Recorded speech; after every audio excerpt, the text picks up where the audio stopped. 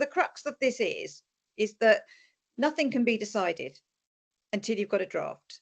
Nothing can be decided until you've had that draft checked, because it can turn around from being a draft that can be undertaken as a final EHCP in a mainstream school to being a final EHCP which needs can only be met in a special or a specialist independent.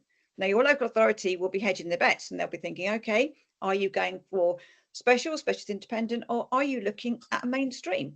And do we want to kick this further down the road? Yeah, Because I would tell them nothing. I would tell No. them nothing at the moment. You You say do that not you've got need to name. undecided.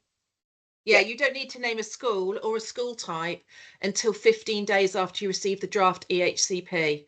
And I wouldn't get stroppy with them and be like, oh, I don't have to tell you now. I would just say, we don't know at this moment. We'll let you know when we respond to the draft. Because they absolutely know that currently, for a B, F and I appeal, it's now gone over a year. We had a family that we're supporting who have been given, they put their appeal in at the end of August. They've been given a date for the middle of October next year. So they know that you will be without the most appropriate placement for over a school year.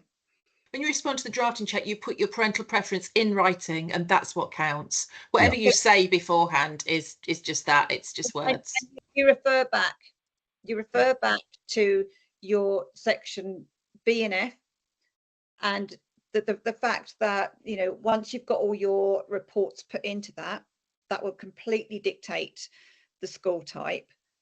And you know, it's worth, we have a lot of people on the group who talk about resource provision.